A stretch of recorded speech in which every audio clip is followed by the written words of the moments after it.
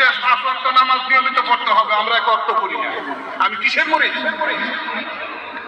মুর্শিদ বলছেন পাঁচ ওয়াক্ত নামাজের পরে মুরাকাবা করতে হবে, আমি এক ওয়াক্ত মুরাকাবা করি না। আমি কিসের মুরিদ? আমি খালি মুরিদ মুরিদ দাবি করলাম, পীর আমারে মুরিদ করে কবুল করছে কিনা? অবাধ্য সন্তান কোনোদিন বাবার কাছে ভালো হতে পারে না, অবাধ্য মুরিদ কোনোদিন পীরের কাছে ভালো হতে পারে না। পীর বলবে তরিকতের চর্চা করার জন্য, আর আমরা তরিকতের চর্চা থেকে দূরে থাকবো। পীরের হুকুম পাঁচ ওয়াক্ত নামাজ নিয়মিত করো, ওজিফা কালাম মুরাকাবা করো, শেষ সত্র করে তারে কাছেও নাই। আর আমি একজন মুরিদ হয়ে গেলাম, দাবিদার হয়ে গেলাম। এমন মুরিদ পীরের দরকার নাই। মেয়ে ভাইরা, আমার রাসূলের দরবারে রাসূলের খাঁটি আশিক ছিল এবং মুনাফিকও ছিল। ছিল কিনা? ছিল কিনা? এই দরবারেও থাকবে, আল্লাহর ওলির দরবারেও থাকবে। এখন আমি কোন কাতারে, এইটা আমার বিশ্লেষণ করে বের করতে হবে। আমি যেন মুনাফিকের কাতারে না থাকি, আমি যেন যথাসাধ্য। হাজারো ত্রুটি ছিল, আল্লাহর ঘোষণা আজকে সেই ত্রুটি আল্লাহ মাফ করে দিবেন, ক্ষমা করে দিবেন। অতীত জিন্দেগীর গুনাহ মাফ করে, বেগুনাহ মাফুর করে তাদেরকে বাড়ি নিয়ে যাবেন। আজকে আল্লাহ গর্ব করে আল্লাহর ফেরেশতাদের সাথে কথাবার্তা বলতেছে। আল্লাহ আজকে গর্ব করে ফেরেশতাদের কাছে জানতে চায়, ও ফেরেশতারা, যে শ্রমিক তার উপর নির্ধারিত দায়িত্ব সঠিকভাবে পালন করছে তাদের উপহার কি? ফেরেশতারা বলতেছে, হে প্রভু পরওয়ারদিগার, যে শ্রমিক তার দায়িত্ব সঠিকভাবে পালন করে ওই মালিকের উচিত তাকে উপযুক্ত প্রতিফল দান করা।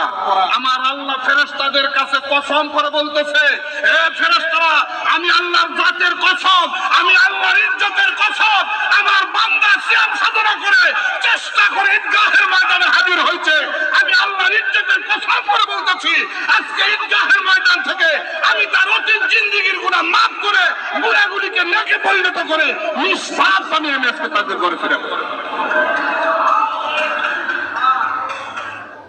আজকে তাদের জন্যই আনন্দ, যারা সাধ্য অনুযায়ী চেষ্টা করে প্রভুর খুশির জন্য সিয়াম সাধনা করেছে।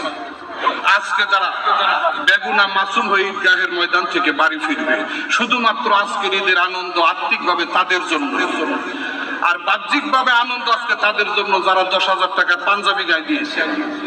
অর্থাৎ যাদের সামর্থ্য আছে, অর্থনৈতিক অবস্থা যাদের ভালো, প্রতিযোগিতা করে মার্কেটে গিয়ে পাঞ্জাবি কিনছে ব্র্যান্ডের, বসুন্ধরা সিটি না হলে যমুনা সিটির থেকে ব্র্যান্ডের পাঞ্জাবি কিনছেন। আপনার অর্থনৈতিক সঙ্গতি আছে, বেশি দামি পাঞ্জাবি পরে আসছেন আর বেশি দামের সেন্ট লাগায় আসছেন।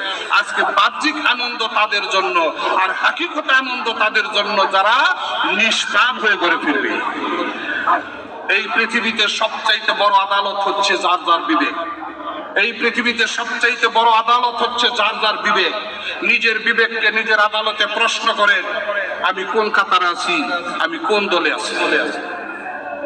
মেয়ে ভাইরা আমার, ব্র্যান্ডের পাঞ্জাবি গায়ে দিয়ে ঈদের আনন্দ উপভোগ করা যায় না, বাহ্যিক কিছু অবস্থা অর্জন করা যায়। হাকিকতে ঈদ আজকে তাদের জন্য যারা নিষ্পাপ হয়ে আল্লাহর ওয়াদা অনুযায়ী, আল্লাহ পাক তার জাতের কসম খেয়ে বলছে, সেই ওয়াদা অনুযায়ী আজকে তাদের জন্য ঈদ, যারা নিষ্পাপ হয়ে ঈদগাহ থেকে বাড়ির দিকে রওনা হবে।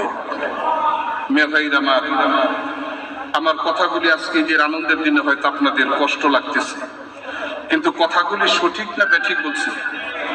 কথাগুলি সঠিক না বেঠিক? সঠিক কথা যদি আমি না বলি, আমাকে আল্লাহর আদালতে জবাব দেওয়া লাগবে।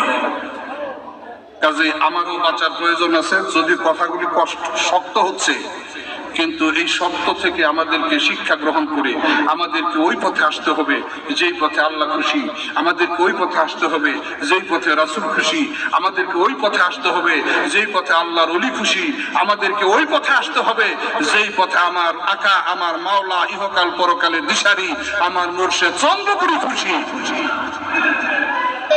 এই পথের পথিক হতে হবে, অন্য কোনো পথ শান্তির পথ নয়, অন্য কোনো পথ নিয়ামত পাওয়ার পথ নয়।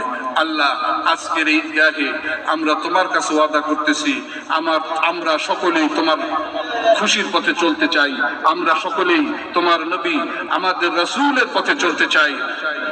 আমরা চলতে চাই আমাদের মুর্শিদ হযরত শাহ চন্দ্রপুরীর পথে। তুমি কবুল করো, তুমি কবুল করো, আমাদেরকে ক্ষমা করো, বেগুনাহ মাসুম হয়ে ঘরে ফেরার তৌফিক দান করো। সকলেই বলেন আমিন।